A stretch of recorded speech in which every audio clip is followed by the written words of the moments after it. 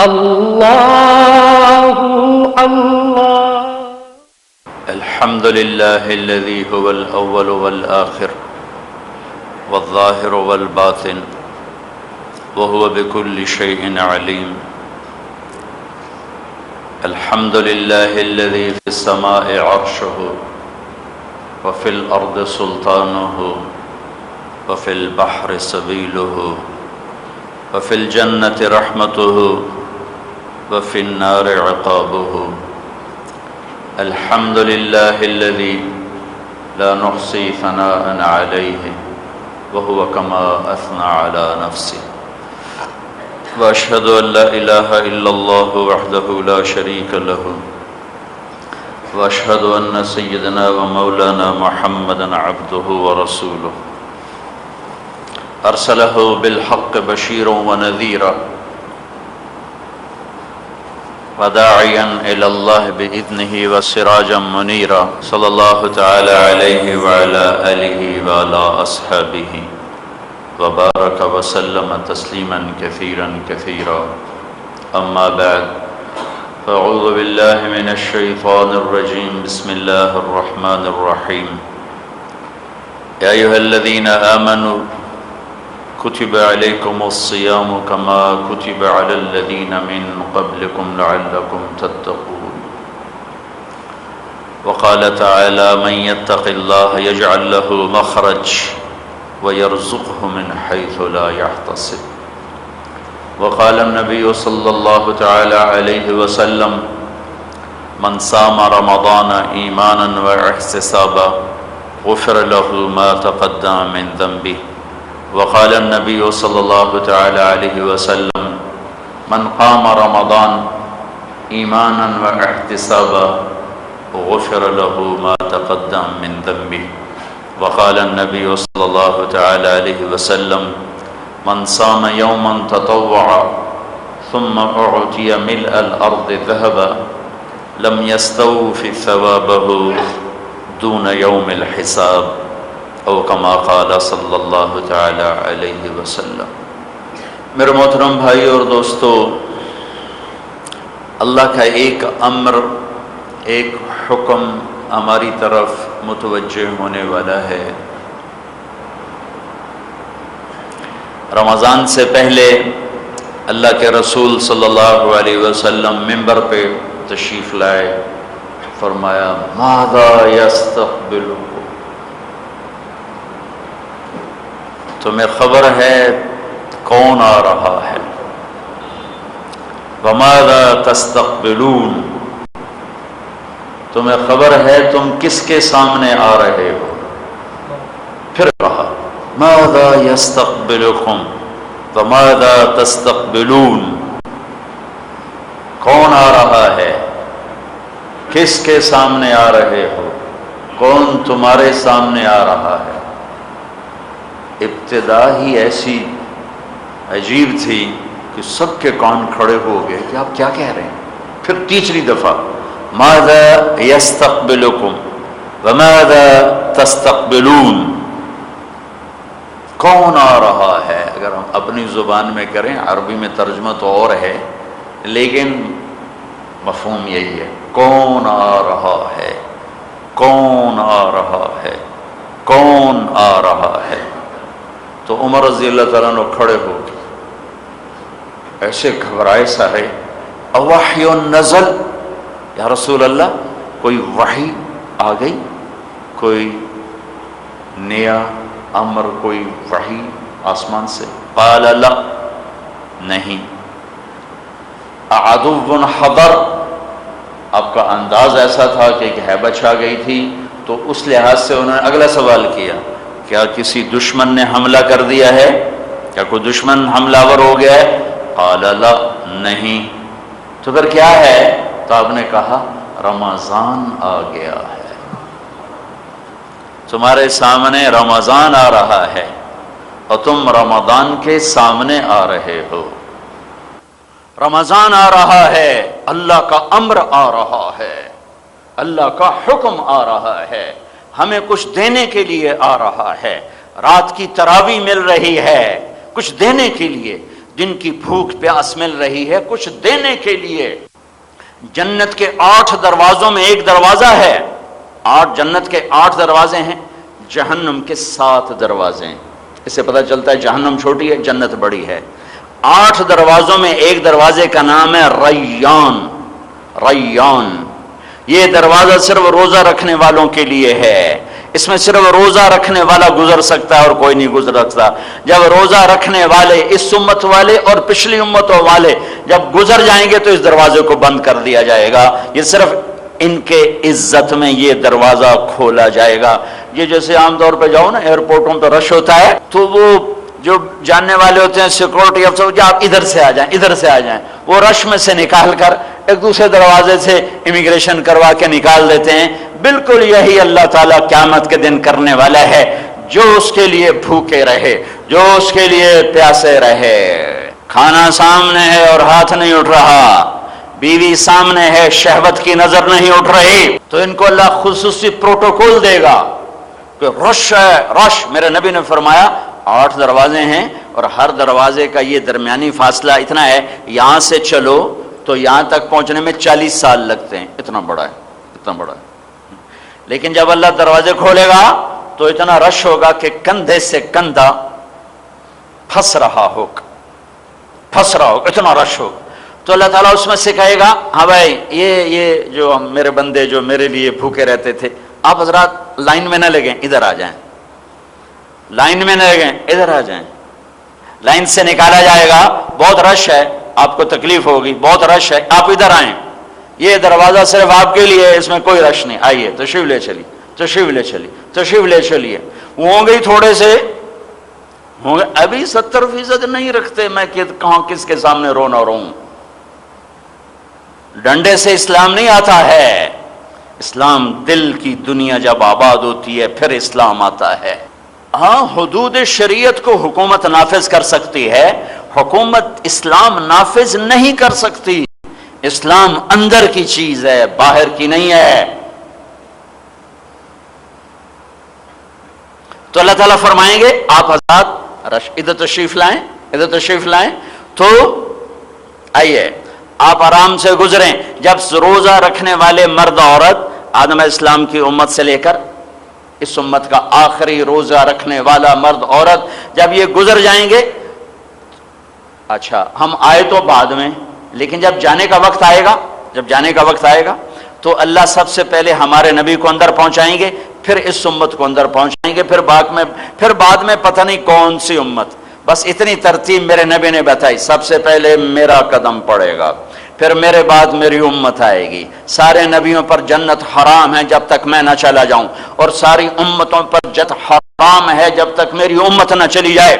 آپ کی امت جائے گی، روزے والوں کے لیے الگ دروازہ ہوگا مرد عورت، پھر بعد میں دوسری امتیں، جب یہ سارے نکل جائیں گے تو یہ دروازہ بند ہو جائے گا۔ بس وہ ہر اس میں بڑے ایئرپورٹس پر ایک وی آئی پیز کے لیے کاؤنٹر ہوتا ہے، جہاں عام آدمی کی امیگریشن نہیں ہوتی، وی آئی پی لوگوں کی امیگریشن ہوتی، وہ رشی کو نہیں ہوتا۔ تو آرام سے جا کے امیگریشن کرا کے باہر جاؤ، اس دن بھی ایسا ہی ہوگا۔ وہاں بھی تو امیگریشن ہونی ہے نا۔ میں ہر بیان میں کہتا ہوں لا الہ الا اللہ پاسپورٹ ہے، محمد الرسول اللہ ویزا ہے۔ لا الہ الا اللہ جنت کا پاسپورٹ ہے، محمد الرسول اللہ جنت کا ویزا ہے۔ اللہ نے پاسپورٹ تو تمہیں بنوا کے دے دیا، تمہیں نہیں بنانا پڑا۔ جب کوئی غیر مسلم کلمہ پڑھتا ہے اس سے پوچھو اس کو کتنی گھاٹیوں سے گزرنا پڑتا ہے، کتنے رشتے توڑنے پڑتے ہیں، کتنے خوف کی گھاٹیوں سے نکلنا پڑتا ہے۔ ماں کی گود سے اللہ نے ہمیں پاسپورٹ ہاتھ میں پکڑا کر کہا میرے بندے اب ویزا، محمدی ویزا خود لگوا، چونکہ جنت کے دروازے پر پاسپورٹ بھی دیکھا جائے گا، ویزا بھی دیکھا جائے گا۔ ویزا نہیں ہے تو واپس۔ تو میرا رب روزے رکھنے والوں کے لیے ایک الگ دروازہ بنایا ہوا ہے۔ آئیں بھائی روزے والے حضرات، خواتین و حضرات، الصائمون والصائمات، جو اللہ نے 10 صفات بیان کی ہیں ان میں الصائمین والصائمات، روزہ رکھنے والے مرد، روزہ رکھنے والی عورتیں۔ الصائمین والصائمات، الگ سے اس صفت کو ذکر کیا ہے قرآن میں۔ پہلی امتوں پر روزہ بڑا سخت آیا، افطاری سے افطاری، مغرب کے وقت افطاری کی ختم، آنکھ لگی اگلا روزہ شروع ہو گیا۔ ہم پر بھی اگر یہ ایسے فرض ہوتا تو ہم تو بڑے کمزور تھے، کون ابھی کوئی نہیں رکھتے تو پھر کون رکھتا؟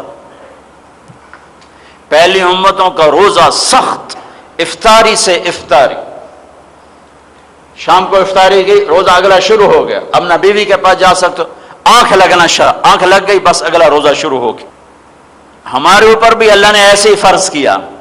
ایک صاحب نے قیس بن سریمہ، مزدور آدمی، گھر آئے، افطاری کا پوچھا، بیوی نے کہا کچھ ہے نہیں، تم آرام کرو میں کچھ کر کے آتی ہوں۔ وہ گئیں، ان کو دیر ہو گئی، ان کی آنکھ لگ گئی، سو گئے، سورج ڈوب گیا، وقت گزر گیا، آنکھ کھلی، بیوی آئی، ارے سریمہ، قیس، ارے تو ہلاک ہو گیا۔ کہ کیا ہوا؟ کہ اگلا روزہ شروع ہو گیا۔ پھر ظہر کی نماز میں وہ مسجد میں آئے، یا خود کہا یا آپ نے پوچھا کیا ہوا؟ قیس کیا ہوا؟ کہ یا رسول اللہ مر گیا، مزدور آدمی ہوں، کیسے روزہ نبھاؤں گا؟ یا خود آ کر کہ یا رسول اللہ میں ہلاک ہو گیا، میرے بس کا نہیں روزہ نبھانا۔ تو میرے رب نے نبی کے طفیل کرم فرما کر کہا چلو کلوا واشربوا حتی یتبین لکم الخیط الابیض من الخیط الاسود من الفجر ثم اتموا الصیام الی اللیل، چلو رات ساری پڑی ہے، سحری تک کھاؤ۔ میں قربان جاؤں اپنے نبی کی رحمت پر امت کے لیے کہ آپ کی بھوک حالانکہ اللہ کے امر کی وجہ سے تھی، پیاس اللہ کے امر کی وجہ سے، لیکن اس میں بھی آپ کے لیے کیا گنجائش فرمائی کہ سب سے بہترین سحری ہے آخر وقت میں کھانا۔ آپ خود آخری نوالا ہوتا تھا اور بلال اذان دیتے تھے۔ سب سے بہترین سحری ہے آخر وقت میں کھانا، اور سب سے بہترین افطار ہے سورج ڈوبتے ہی روزہ چھوڑنا۔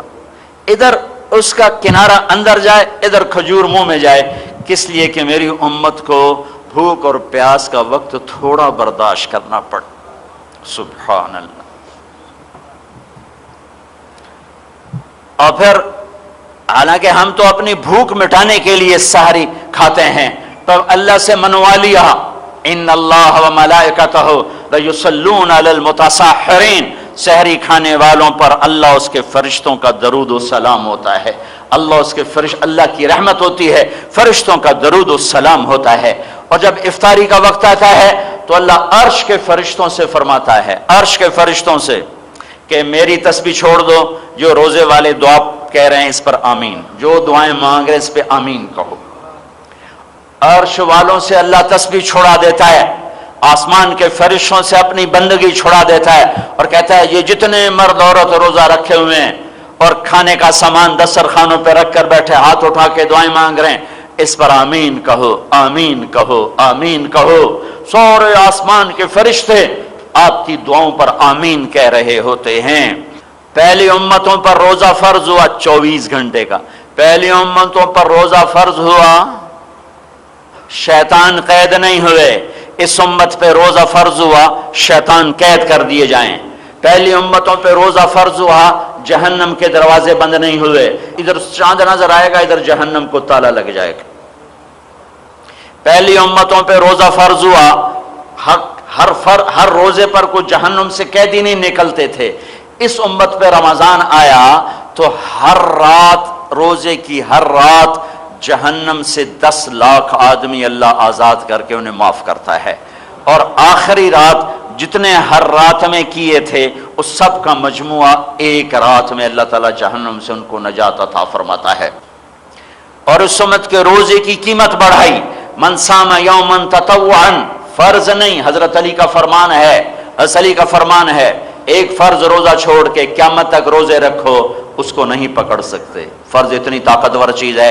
میرے نبی نے نفل بتایا، من صام یوما تطوعا، جس نے نفل روزہ رکھا پھر اس کو روزے کا انعام ملنے لگا، بھائی دنیا میں ہی دے دیا جائے، کیا؟ ثم اعطی ملء الارض ذهبا، بھائی یہ 7 بر اعظم سونے سے بھر دیے جائیں، 7 بر اعظم سونے سے بھر دیے گئے، اور اسے کہا گیا میرے بھائی میری بہن یہ آپ کے روزے کا صلہ ہے، تو میرے نبی نے فرمایا یہ سونے سے بھرا ہوا جہان اس نفل روزے کا بدلہ نہیں بن سکتا۔ تو فرض روزہ کیسا ہوگا؟ فرض کیسا ہوگا؟ بھوک اور پیاس، ایک تو اللہ دیکھنا چاہتا ہے کہ میرا بندہ میرے لیے کتنی قربانی کرتا ہے، ایک اس سارے جسم کی صحت کا دار و مدار ہے اس پر، سارے جسم کو اللہ تعالیٰ تازہ کر دیتا ہے بشرطے کہ رعایت کی جائے۔ ہم تو افطاری میں تباہی پھیر دیتے، سارے روزے کی روحانیت بھی ختم اور جو جسمانی فائدہ تھا وہ بھی ختم۔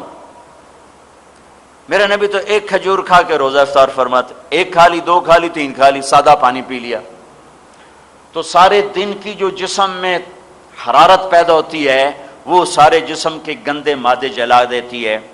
لیکن ہمارے دسترخوان پہ پکوڑے، کھبے پسے سموسے، اگوں چاٹ، ادھے پیس، ادھے مچھی، یہ تو مارے گئے، یہ اتنا کھائیں گے کہ پھر ان سے اٹھا ہی نہیں جائے گا، پھر کہیں گے جی ہون جی تراویاں کیویں پڑھیے، ہون تو جی پڑھیاں ہی نہیں جانے، تو پہلے بندے بن جاؤ تو آپ پڑھ لو،